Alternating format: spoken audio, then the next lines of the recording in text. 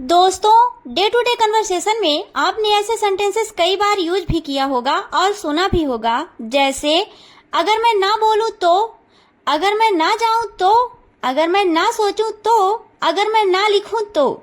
इन सभी सेंटेंस का मीन्स होता है अगर ऐसा हो जाए तो क्या होगा, अगर ऐसा हो जाए तो क्या होगा।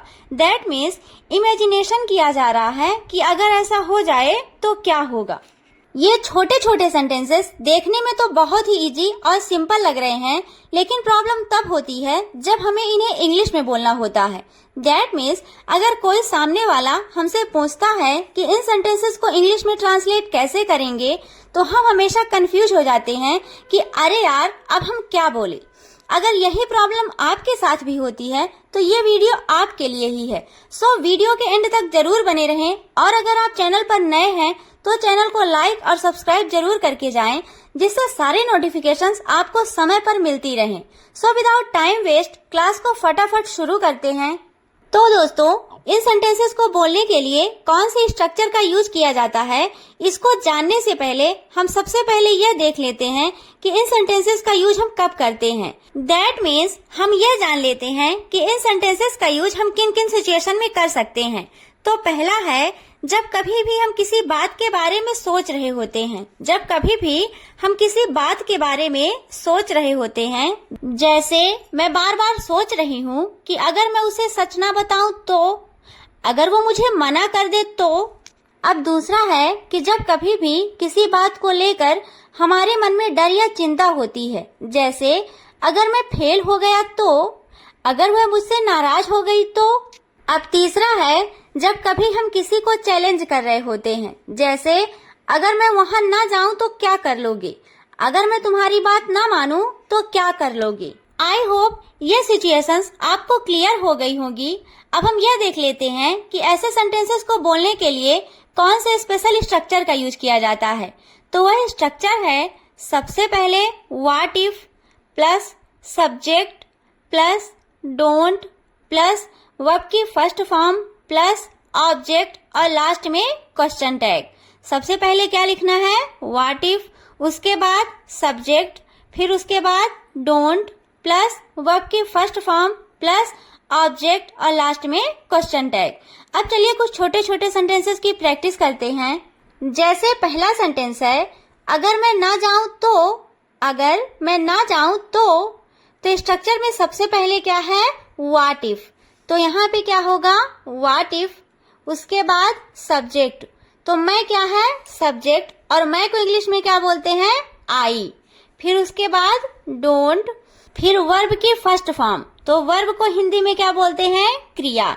तो सेंटेंस में क्रिया क्या है, जाना, और जाने को इंग्लिश में क्या बोलते हैं, गो।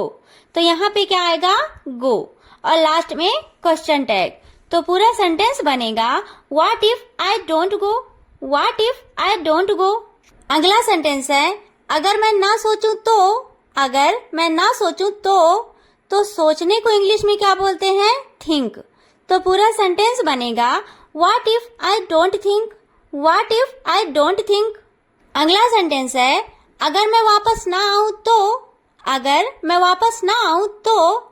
इस सेंटेंस का मतलब है कि अगर मैं वापस नहीं आऊं तो क्या होगा। तो वापस आने को क्या बोलते हैं, कम बैक। तो पूरा सेंटेंस बनेगा, what if I don't come back, what if I don't come back. अगला सेंटेंस है, अगर मैं ना लिखूं तो, अगर मैं ना लिखूं तो। इस सेंटेंस का मतलब है कि अगर मैं नहीं लिखूं तो क्या होगा। तो लिखने को इंग्लिश में क्या बोलते हैं, राइट। तो सेंटेंस बनेगा, what if I don't write, what if I don't write. अगला सेंटेंस है, अगर मैं हार नहीं मानूं तो, अगर मैं हार नहीं मानूं तो what if I don't give up, what if I don't give up. अगला सेंटेंस है, अगर मैं जल्दी ना उठूं तो, अगर मैं जल्दी ना उठूं तो। इस सेंटेंस का मतलब है कि अगर मैं सुबह जल्दी ना उठूं तो क्या होगा। तो what if I don't wake up early, what if I don't wake up early. अगला सेंटेंस है, अगर मैं उसे कॉल ना करूं तो, अगर मैं उसे कॉल ना करूं तो। इस सेंटेंस को ध्यान से देखिए। सेंटेंस में एक्शन वर्ब के साथ साथ ऑब्जेक्ट के बारे में भी बताया गया है कि मैं किसे कॉल ना करूं, उसे। तो यहाँ पे वर्ब के बाद क्या आएगा, ऑब्जेक्ट। तो सेंटेंस बनेगा what if I don't call him, what if I don't call him. अगला सेंटेंस है अगर मैं तुम्हें ना बताऊं तो, अगर मैं तुम्हें ना बताऊं तो what if I don't tell you, what if I don't tell you. आज का लास्ट सेंटेंस है अगर मैं उसे ना मिलूं तो, अगर मैं उसे ना मिलूं तो what if I don't meet him, what if I don't meet him. I hope ये वीडियो आप सबके लिए बहुत ही यूजफुल रहा होगा।